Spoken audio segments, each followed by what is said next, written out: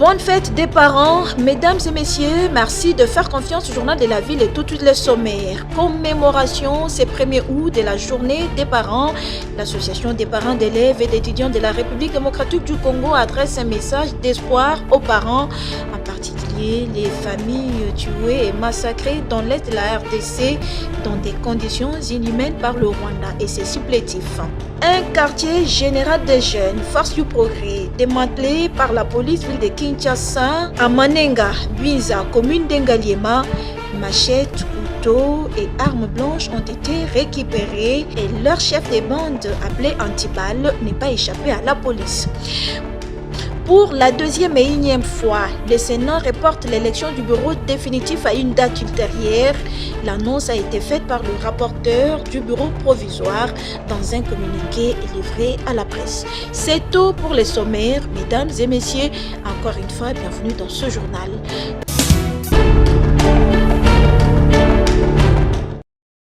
Nous sommes jeudi 1er août 2024, journée dédiée aux parents par le gouvernement de la République. Comme à l'accoutumée, les familles qui ont perdu les leurs étaient cet avant-midi au cimetière pour arranger, nettoyer, embellir les tombes, une occasion pour elles de se rappeler des moments forts, bons souvenirs passés ensemble avec leurs parents, les membres chers des familles déjà décédés et leur déposer des gerbes de fleurs. Et dans les après-midi, c'était une occasion de fête pour ceux qui ont encore leurs parents en vie, une occasion pour eux de les remercier, les féliciter pour le travail qu'ils ne cessent d'abattre en tant que parents en leur faveur, et c'est malgré la conjoncture sociale actuelle frappée par la croissance économique. La commémoration de la journée des parents à l'association des parents d'élèves et d'étudiants de la République démocratique du Congo, ANAPECO, que dirige David Steve Diatezwa Mpongi, est passé dans la méditation.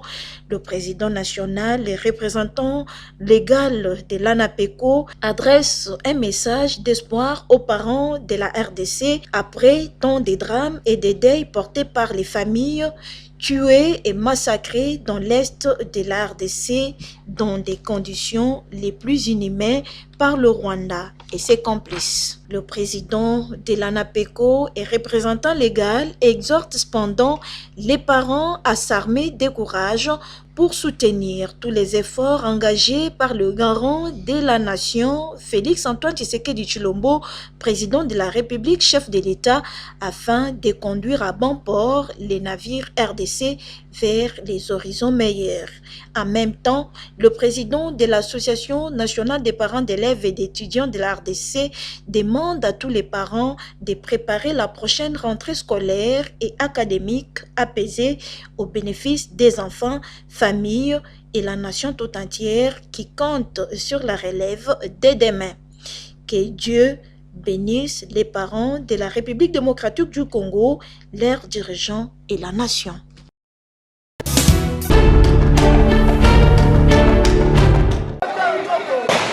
Des tirs entendus ce mercredi 31 juillet 2024 près la résidence de l'ex-chef de l'État Joseph Kabila Kabange à Gombe, Gelem. Selon l'ex-première dame Olive Lembe Kabila qui se trouvait à l'intérieur de la résidence, un groupe de jeunes gens ont voulu forcer l'entrée de la résidence avec pour mission de l'éliminer physiquement, explique-t-elle.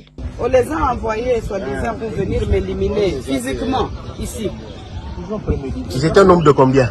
Bon, je ne sais pas estimer ils étaient un nombre de combien, mais ils étaient très nombreux. Les images, les quelques images qui ont été prises vers la fin, quand ils ont commencé à les maîtriser. Mais sinon, ils sont venus très nombreux. Il y a quelques images qui pourront témoigner de cette attaque. Et ils ont voulu commencer à jeter des cocktails pour d'abord brûler tous les véhicules qui se retrouvent ici à l'extérieur de la parcelle. Et puis avec intention de forcer le portail pour rentrer jusqu'à l'intérieur de la résidence. Et en résumé, moi je dirais que tout ceci est la conséquence de la violation du périmètre sécuritaire de la résidence du président honoraire de la République démocratique du Congo, Joseph Kabila Kabange, qui, selon moi et pour moi, est et restera le père de la démocratie. Une occasion pour l'ex-première dame de lancer son message d'interpellation. J'interpelle le président de la République actuel. J'interpelle l'ex-ministre de la Défense, M. Jean-Pierre Bemba, qui, selon, entre guillemets, les informations reçues, était à la base de la destruction du périmètre sécuritaire de la résidence du président honoraire de la République démocratique du Congo, juste et seulement pour chercher la voie de passage de ce camion et aller construire sur son chantier qui se trouve à quelques mètres d'ici. Vous voyez maintenant les résultats de ce que vous avez cherché?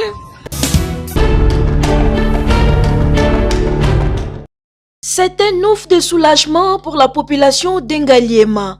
Un Kijé, quartier général composé de jeunes gens surnommés Force du Progrès, vient d'être démantelé par la police nationale congolaise, ville de Kinshasa, dans la nuit du mercredi 31 août 2024. Un geste qui se déroule 24 heures après un mouvement d'attaque forcée de la résidence de l'ancien président de la République, Joseph Kabila Kabange, à Gelem. 137 de ces jeunes dits de Force du Progrès ont été interpellés, sans machette récupérée, un drone en panne et leur chef de bande, surnommé Antibal, n'a pas échappé à la police. Le général Blaise Kilimbalimba, commissaire du visionnaire adjoint police ville de Kinshasa.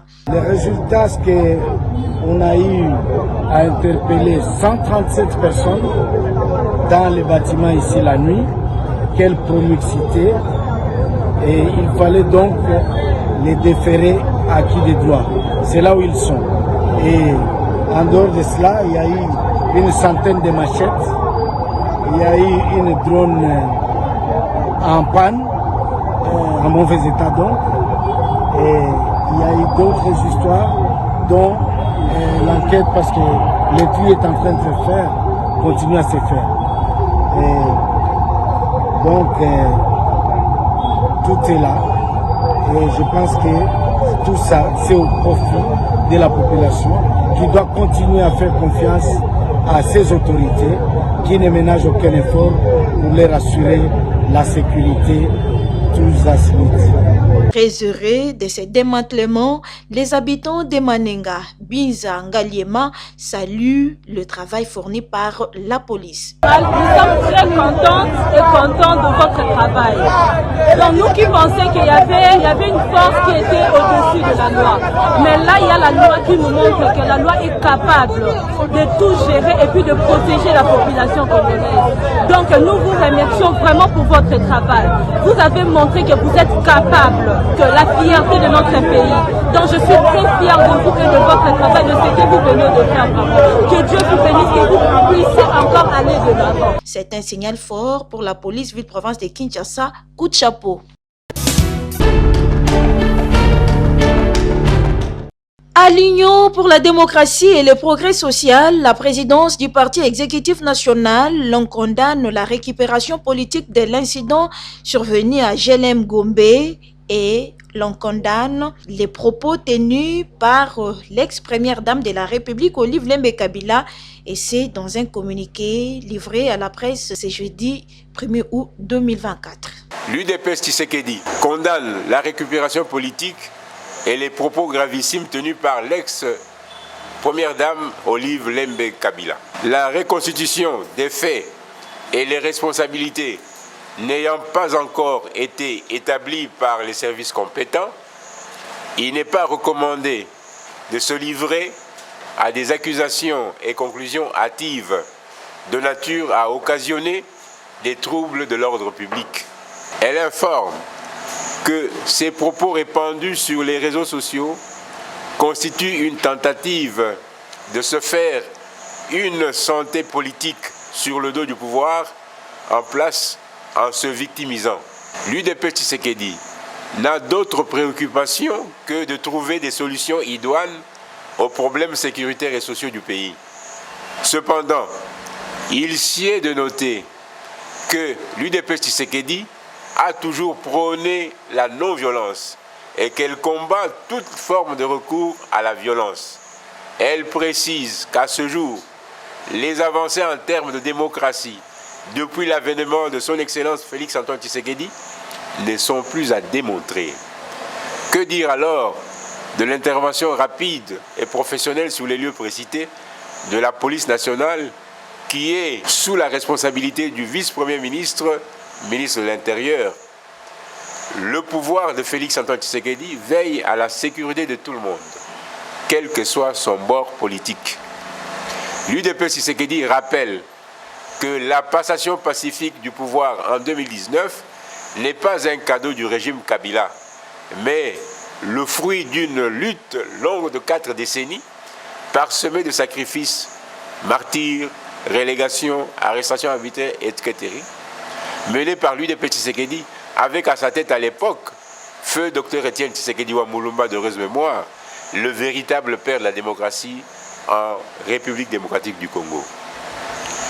Par ailleurs, la base du parti, ainsi que l'opinion nationale et internationale, ne doivent pas se laisser abuser par le communiqué signé par l'ex-secrétaire général de l'UDPS, M. Augustin Kabouya, sur cette question.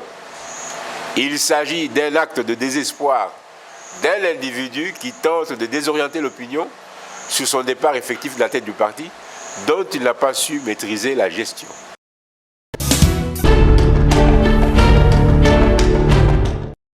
Un nouveau gouvernement provincial de Kinshasa réaménagé avec 10 ministres tels que prévu dans la Constitution et la loi portant principes fondamentaux relatifs à la libre administration des provinces, publié par Daniel Bumba, gouverneur, à travers un arrêté signé ce mercredi 31 août 2024. Parmi les 10 membres nommés de ce gouvernement, une seule femme figure sur la liste, Yvette Tembo Koulenfouka, ministre des Finances et Économie, Alain Tshilungu, ministre des Infrastructures et Travaux Publics, Thierry Chitenga Kabouya, ministre de l'Intérieur, Jésus Noël Cheke Wadomene, ministre du Plan, Budget, Emploi et Tourisme, ministre de l'Environnement, Propriété publique et Embellissement de la ville, Léon Moulumba Mwanachia, ministre des Transports et Mobilité urbaine, Bob Amiso Yoka, ministre de l'Éducation et Citoyenneté, Jeannot Cano Rose, ministre des Partenariats publics-privés, Commerce, Petites et Moyennes Entreprises, Fiston Lukwebo Moussengo, ministre des Mines, Hydrocarbures et Portefeuille, Jackson Mpunga Chimankinda, et le ministre de la Santé, Hygiène et Prévention, Patricien Ngongo Abakazi. Il s'est désignalé que le colonel Mimi Bikela, Magloire Kabemba et Israël Kabenda, qui étaient nommés au premier gouvernement provincial des 20 ministres, y compris les commissaires, quittent ces gouvernements. Et l'Assemblée provinciale de Kinshasa sera en session extraordinaire ce samedi 3 août, un moment fort pour l'investiture du gouvernement provincial révisé de Daniel Bumba, et c'est après avoir été recalé par le vice-premier ministre, ministre de l'Intérieur, pour avoir dépassé le nombre de membres requis par la Constitution.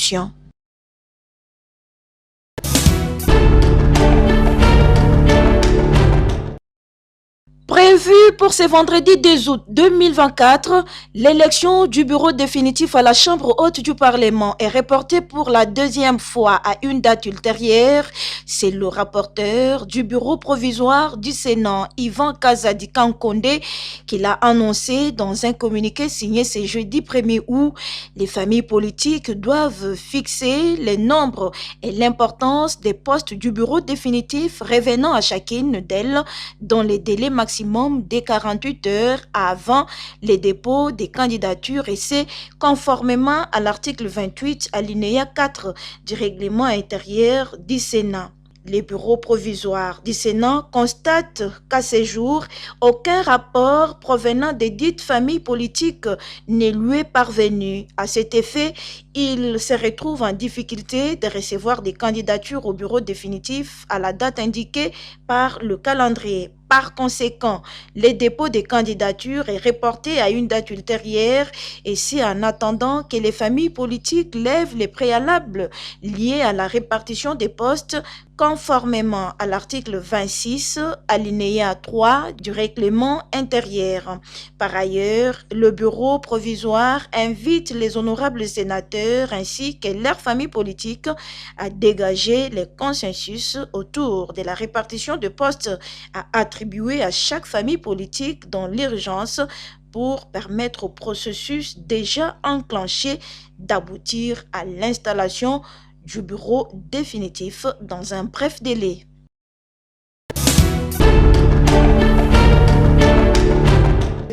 La salle Bomoko de Galerie présidentielle à Gombe a servi de cadre pour une double cérémonie, à savoir la sortie officielle de l'entreprise de construction de fourrage Drill Construct Invest et le lancement officiel de la formation sur les techniques de fourrage d'eau le lundi 29 juillet 2024 dans les après-midi. Drill Construct Invest, cette société qui a vu ses jours ces débuts de semaine, a été montée dans le simple but de soutenir les efforts du gouvernement dans les secteurs de l'énergie, dans l'exécution de construction de fourrage aux normes internationales avec un personnel de qualité en vue de résoudre les problèmes de l'eau afin de lutter contre les maladies hydriques dans le pays. Dans sa prise de parole, le directeur général de cette entreprise, l'ingénieur Emmanuel Linfou, a présenté à l'assistance les agents que compose cette société, accompagnés d'une prière, question de leur remettre dans le mets du Seigneur Jésus-Christ pour la bonne marche de cette société. Cette initiative, combien louable, qui vient d'ajouter un plus dans le développement de notre pays, est saluée ici par les participants.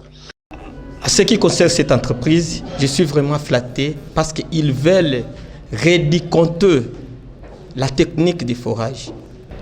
C'est une bonne initiative. Nous tenons vraiment à encourager les DG, qui est un jeune homme très courageux et très fort. Et aujourd'hui, la République démocratique du Congo a un problème sérieux par rapport à l'eau potable. Et puis, ce jeune homme a pensé quand même à commencer à nous fournir de l'eau potable. Drill Construct Invest se veut une entreprise de construction qui contribue au développement de la République démocratique du Congo en desserte en eau potable, nous dit ici son patron, l'ingénieur Emmanuel Linfou, tout en rappelant son objectif. Nous avions monté cette entreprise avec un seul objectif: soutenir les efforts qu'ils font. Nous allons les faire à notre niveau, avec des ingénieurs de qualité, avec le personnel de qualité, exécuter des fourrages de qualité selon les normes internationales en vue de résoudre les problèmes de l'eau, pas de n'importe quelle manière, mais en luttant aussi contre les maladies hydriques. Vous savez, aujourd'hui, la ville-province de Kinshasa est servie, je crois, en 14% seulement par rapport à l'eau. Et nous voulons, au travers de cette entreprise, remonter ces pourcentages de 14%, même à 50%. Et c'est là avec l'accompagnement des autorités du pays. Ont participé à cette cérémonie d'ouverture le directeur provincial Kinshasa de l'Office national des hydrauliques rurales, Olivier Amani, et tant d'autres.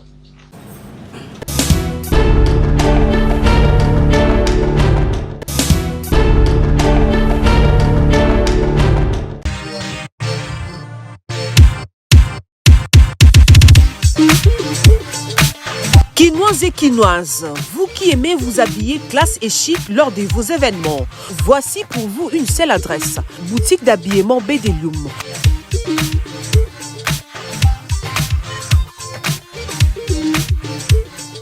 Avec ses plus de 20 ans d'expérience dans les domaines vestimentaires, vous trouverez chez Bédélium des vêtements et collections de haute gamme à un prix très abordable nulle part ailleurs.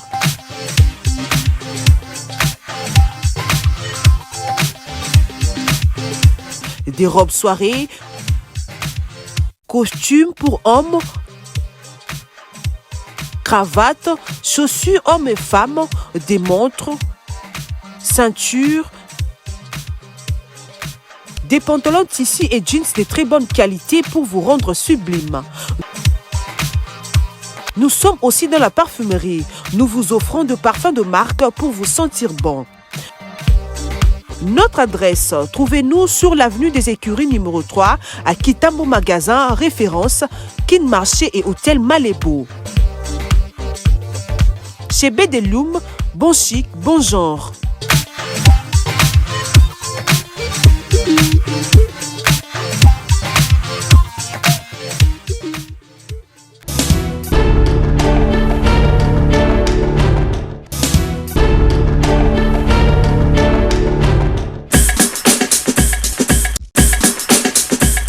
Nous sommes arrivés à la fin de ce journal de la ville, mesdames et messieurs.